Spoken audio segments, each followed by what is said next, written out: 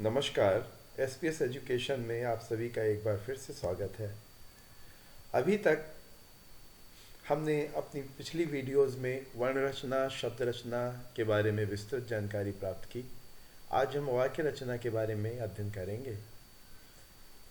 अपने शब्द रचना और वाक्य रचना के वीडियो के पश्चात हम इन पे एक प्रश्नावली भी शेयर करेंगे। जैसा कि आप सभी को पता है कि अभी बहुत सारे एग्ज़ाम्स हो रहे हैं, तो हम एक क्वेश्चन आंसर की सीरीज़ भी शुरू करने जा रहे हैं अलग अलग विषयों में। तो अगर आपने हमारे चैनल को सब्सक्राइब नहीं किया है तो सब्सक्राइब करें, जिससे आपको मिलती रहे तुरंत नए नए वीडियोस की जानकारी। तो शुरू करते हैं वाक्य रचना। वाक्य क्या है? हमने अपनी पिछली वीडियोस में वर्णों के बारे में जानकारी ली। वर्णों के पश्चात हमने शब्दों के बारे में पढ़ा। शब्द कैसे बनते हैं? जब वर्णों का सार्थक समूह बनता है तो उनको मिला के शब्द बनते हैं। आज हम वाक्य का अध्ययन करने जा रहे हैं। वाक्य कैसे बनते हैं? जब हम शब्दों को सार्थक समूह में रख देते हैं और उस वाक्य का कुछ मतलब निकले, जब हम उसको बोलते हैं तो उसका कुछ मतलब हमें समझ में आए, तो वो वाक्य कहलाता है। तो उसको वाक्य कहते हैं। जैसे हम एक एग्जाम्पल देखते हैं, राम ने सीता को उपहार दिया। जैसे ही हम ये पढ़ रहे हैं, हमें इसका अर्थ समझ में आ रहा है कि कोई व्यक्ति किसी को कुछ दे रहा है। लेकिन अगर हम इन्हीं शब्दों को इस प्रकार रख दें, दिया उपहार को सीता न राम, ये यहाँ पर ने है, तो यहाँ पर हमें शब्द तो वही हैं, लेकिन क्योंकि ये सही समूह में नहीं रखे गए हैं, इसलिए इनका कोई भी अर्थ नहीं है। हम कह सकते हैं कि ऐसा शब्दों का समूह जिससे अर्थ निकले, अर्थात हमें पता चल जाए कि आखिरकार वक्ता या वो वाक्य कहना क्या चाहता है, तो ही वो वाक्य कहलाएगा, अन्यथा वो वाक्य की श्रेणी में नहीं आएगा। शब्दों का सार्थक समूह तभी वाक्य कहलाएगा जब वो महत्वपूर्ण दो शर्तें पूरी करे। पहली शर्त क्या होती है कि शब्द समूह में शब्दों का क्रम सही होना चाहिए। अर्थात जैसा अभी हमने देखा, राम ने सीता को उपहार दिया, ये क्रम सही है। लेकिन वहीं उपहार, राम ने, सीता, ऐसे उल्टे सीधे क्रम में रख दिया तो वो शब्दों का सही क्रम नहीं हुआ। तो हम कह सकते हैं कि सही समूह में और सही क्रम में शब्दों को रखा होना चाहिए, पहली शर्त। दूसरी शर्त वाक्य की क्या होती है? शब्द समूह द्वारा किसी अर्थ की ओर संकेत होना चाहिए, यानी कि जो भी शब्दों का क्रम रखा गया है उसका अर्थ भी निकलना चाहिए, तभी वो वाक्य कहलाते हैं। सबसे महत्वपूर्ण चीज, जब भी कोई वाक्य होता है तो उसके दो महत्वपूर्ण अंग होते हैं। साधारण वाक्य के दो अंग होते हैं, एक उद्देश्य होता है और दूसरा विधेय क्या होता है। अब ये उद्देश्य, और आप कहेंगे उद्देश्य और विधेय क्या है?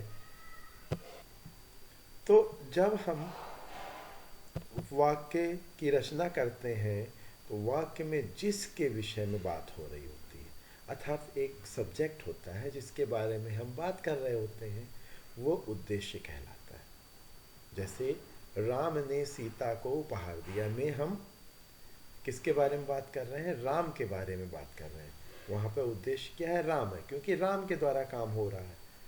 विधेय क्या होता है? दूसरा पार्ट है विधेय। विधेय उद्देश्य के विषय में जो कुछ कहा जाता है विधेय होता है, अर्थात उद्देश्य क्या कर रहा है वो सारा जो भी आता है वो विधेय में आता है। अर्थात हम कह सकते हैं कि वाक्य के दो महत्वपूर्ण पार्ट होते हैं, हिस्से, अंग होते हैं, उद्देश्य और विधेय।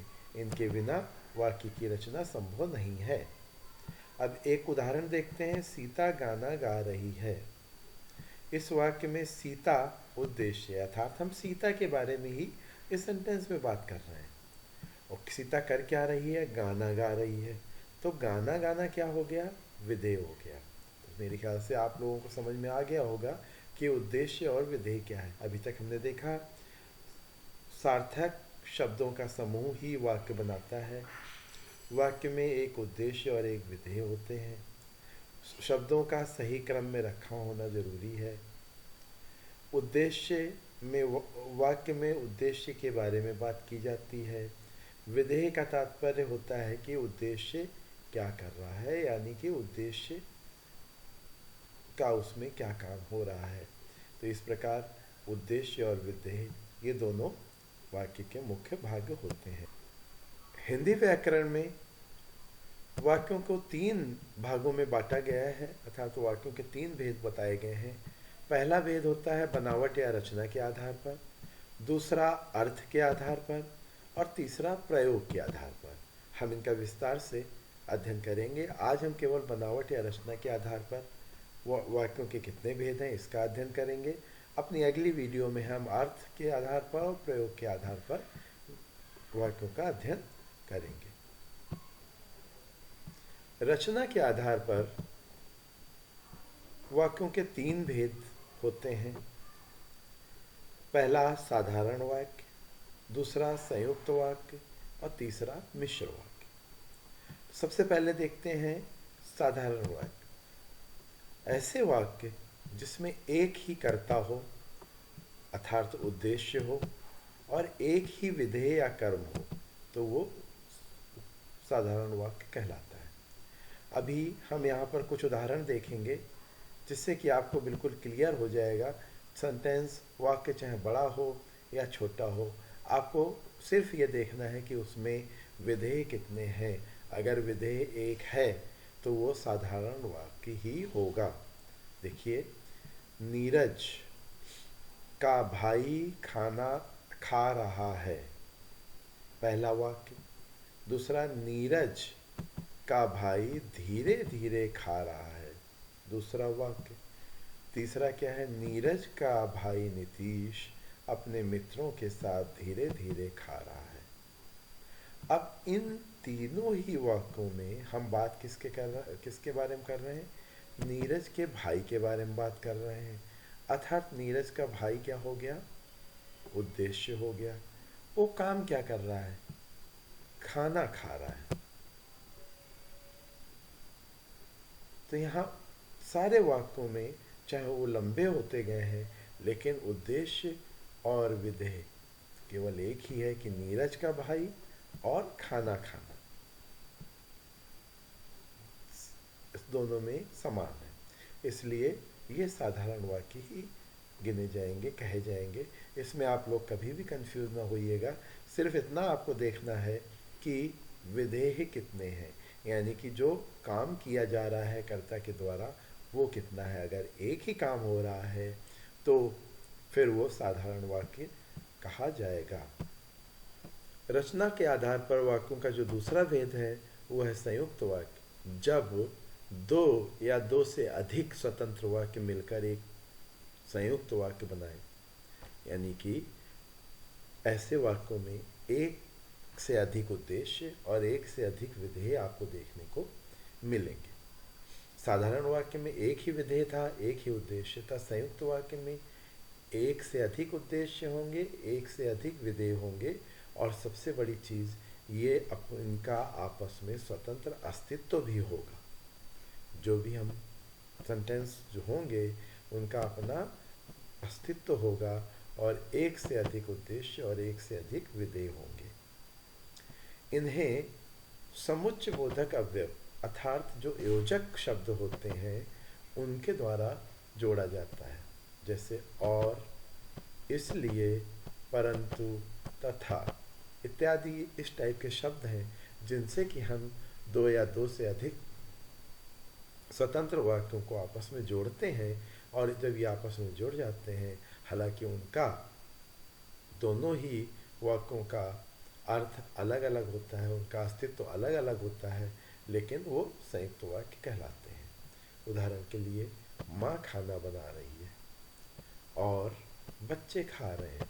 अब यहाँ 2, एक बच्चे खा रहे हैं और माँ खाना बना रही है, इनको योजक शब्द और से जोड़ दिया गया है। लेकिन यहाँ पर माँ पहला उद्देश्य, बच्चे दूसरा उद्देश्य, खाना बनाना पहला विधेय, खा रहे हैं दूसरा विधेय, अर्थात विधेय भी अधिक हो गए और उद्देश्य भी एक से अधिक हो गए। दूसरा उदाहरण हम देखते हैं, कविता अमेरिका गई है परंतु जल्दी ही लौट आएगी। अब यहाँ पर क्या है, परंतु योजक शब्द है जिससे कि जोड़ा गया है। कविता यहाँ पर क्या है, उद्देश्य है, पहले में अमेरिका गई है और जल्दी ही लौट आएगी। दोनों ही अलग अलग अपना अस्तित्व रखते हैं। इस प्रकार हम कह सकते हैं कि इन वाक्यों में और परंतु जैसे योजक शब्दों से जोड़ा गया है, लेकिन प्रत्येक वाक्य स्वतंत्र है और एक दूसरे पर आश्रित नहीं है। आपको क्या याद रखना है कि संयुक्त वाक्य का प्रत्येक खंड स्वतंत्र होता है, वो आश्रित नहीं होता है, संयुक्त वाक्य कहलाते हैं। हमारा अगला भेद है मिश्र वाक्य। इन वाक्यों में एक प्रधान वाक्य होता है और दूसरा उस पर आश्रित वाक्य होता है। बिना प्रधान वाक्य के आश्रित का कोई अस्तित्व नहीं होता, अर्थात उसका कोई मतलब नहीं निकलता। उदाहरण के लिए, राजेश ने कहा कि वह कल नहीं आएगा। अब यहाँ प्रधान वाक्य क्या हो गया, राजेश ने कहा। राजेश ने कहा, लेकिन कहा क्या, वह कल नहीं आएगा। अब राजेश ने कहा, वह, यहाँ पर राजेश ने कहा प्रधान वाक्य हो गया, वह कल नहीं आएगा यहाँ पर आश्रित वाक्य है, यानी कि जो प्रकाश कह रहा है उस पर यह आश्रित है। इसको हमने की से जोड़ दिया है। राजेश ने कहा कि वह कल नहीं आएगा, यहाँ पर एक वाक्य दूसरे पे आश्रित है। दूसरा वाक्य वह कल नहीं आएगा पहले यानी कि राजेश ने कहा पर आश्रित है। तो इस तरह के जो वाक्य होंगे वो मिश्र वाक्य कहलाएंगे। मित्रों, आज के वीडियो में हम सिर्फ इतना ही पढ़ेंगे। कल आगे के वाक्यों के और कितने भेद होते हैं ये हम अगले वीडियो में अध्ययन करेंगे। और एक हम प्रश्नों की सीरीज भी शुरू करने जा रहे हैं जो आने वाली परीक्षाओं के लिए आपके लिए अति महत्वपूर्ण होंगी। इसलिए हमारे चैनल को अगर सब्सक्राइब नहीं किया है तो सब्सक्राइब करिए और मिलते हैं अपने अगले वीडियो में। तब तक के लिए धन्यवाद, नमस्कार।